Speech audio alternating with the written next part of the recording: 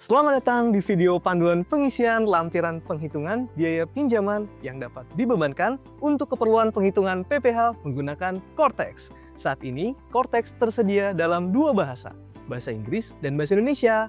Pada video ini, kita akan membahas alur pengisian lampiran penghitungan biaya pinjaman yang dapat dibebankan dalam lampiran 11B SPT PPh Badan dalam menu berbahasa Indonesia. Sebagai perhatian, informasi yang disampaikan pada media ini dapat berubah sesuai proses pengembangan sistem dan ketentuan perpajakan terbaru. Panduan ini ditujukan untuk memberikan pemahaman kepada kawan pajak terkait pengisian lampiran penghitungan biaya pinjaman yang dapat dibebankan dalam lampiran 11B SPT PPh Badan. Kawan pajak, lampiran 11B SPT tahunan PPh Badan merupakan lampiran yang digunakan untuk melaporkan biaya pinjaman yang dapat dibebankan untuk keperluan penghitungan PPh. Adapun yang wajib mengisi lampiran 11B adalah wajib pajak badan yang membebankan biaya pinjaman. Berikut merupakan dua tahapan dalam pengisian lampiran penghitungan biaya pinjaman yang dapat dibebankan dalam lampiran 11B SPT PPh Badan. Pertama, penyiapan dokumen pendukung, dan kedua, pengisian lampiran 11B. Tahapan pertama, penyiapan dokumen pendukung.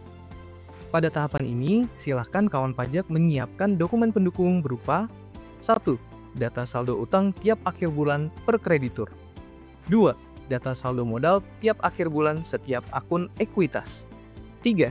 Data biaya pinjaman setiap kreditur pada tahun pajak atau bagian tahun pajak. Tahap kedua, pengisian lampiran 11B. Pada lampiran 11B terdapat 3 bagian, yaitu penghitungan EBITDA, perbandingan antara utang dan modal, dan penghitungan biaya pinjaman yang dapat dikurangkan dan tidak dapat dikurangkan. Untuk bagian 1, penghitungan EBITDA, beberapa kolom akan terisi secara otomatis apabila kawan pajak telah mengisi lampiran-lampiran sebelumnya. Mengingat tahun pajak 2025 belum terbit ketentuan teknis mengenai EBITDA, maka bagian penghitungan EBITDA dapat diisi dengan angka kosong. Sehingga tombol tambah pada bagian 2, perbandingan antara utang dan modal atau debt to equity ratio akan muncul. Bagian 2 ini wajib diisi oleh wajib pajak badan yang didirikan atau bertempat kedudukan di Indonesia yang modalnya terbagi atas saham-saham. Namun demikian, dikecualikan dari ketentuan perbandingan antara utang dan modal untuk 1. Wajib pajak bank. 2. Wajib pajak lembaga pembiayaan. 3. Wajib pajak asuransi dan reasuransi. 4. Wajib pajak yang atas seluruh penghasilannya dikenai pajak penghasilan yang bersifat final berdasarkan peraturan perundang-undangan tersendiri.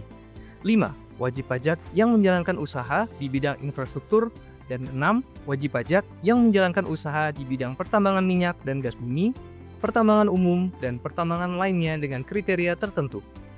Ketentuan selengkapnya dapat disimak di Peraturan Menteri Keuangan Nomor 169-PMK.10-2015 tentang penentuan besarnya perbandingan antara utang dan modal untuk keperluan penghitungan PPh.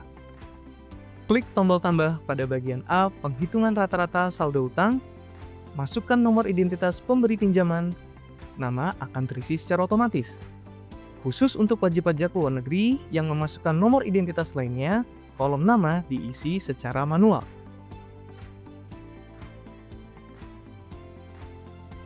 Kolom hubungan dapat dipilih afiliasi atau independen. Pada contoh kasus ini, kita pilih independen. Berdasarkan contoh kasus, isikan kolom saldo utang bulan ke-1 sampai dengan 12 dengan nilai saldo utang pada akhir bulan yang sesuai.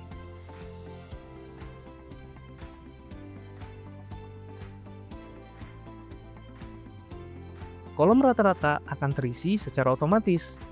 Klik simpan.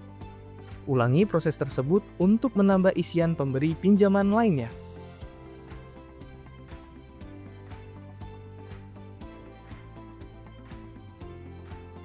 Selanjutnya, klik tombol tambah pada bagian B, penghitungan saldo rata-rata modal.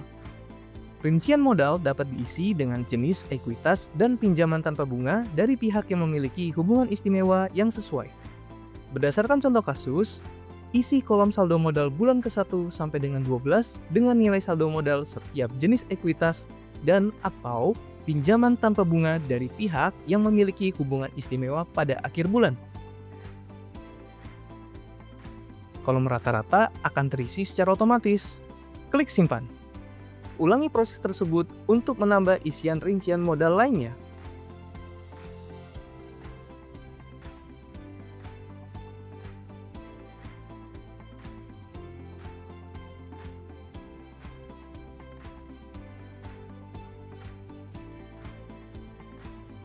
Bagian C, penghitungan besarnya perbandingan antara utang dan modal atau debt to equity ratio akan terisi secara otomatis. Dalam contoh kasus akan terisi 1:0,2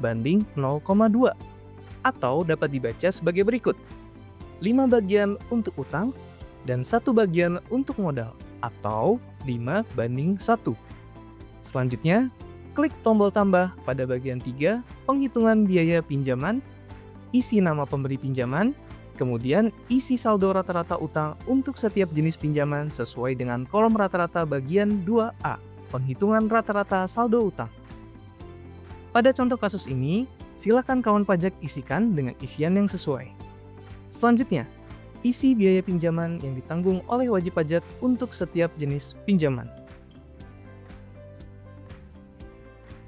Kemudian, tentukan besarnya biaya pinjaman yang dapat diperhitungkan dengan formula koefisien dikali biaya pinjaman. Dalam contoh kasus, besarnya perbandingan antara utang dan modal adalah 5:1. Sedangkan besarnya perbandingan yang diperkenankan adalah 4:1. Sehingga penghitungan biaya pinjaman yang dapat diperhitungkan dalam menghitung penghasilan kena pajak berdasarkan Peraturan Menteri Keuangan adalah sebesar 4:5 dikalikan biaya pinjaman dari masing-masing utang. Isi biaya pinjaman yang dapat diperhitungkan sesuai dengan biaya yang telah dihitung. Biaya pinjaman yang tidak dapat diperhitungkan akan terisi secara otomatis. Klik simpan.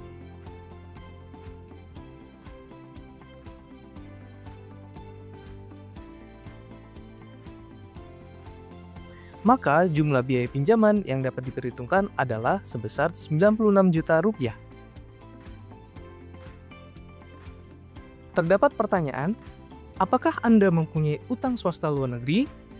Centang sesuai kondisi kawan pajak. Apabila kawan pajak memilih ya, maka kawan pajak akan diminta untuk mengisi lampiran 11C. Klik simpan konsep. Selamat, kawan pajak telah berhasil mengisi lampiran 11B SPT tahunan PPh Badan melalui Cortex. Jika kawan pajak masih memerlukan bantuan, silakan kunjungi www.pajak.go.id, hubungi Kening Pajak 1500200, dan subscribe channel YouTube @ditjenpajak RI untuk menyimak video panduan lainnya. Pajak tunggu, Indonesia tangguh.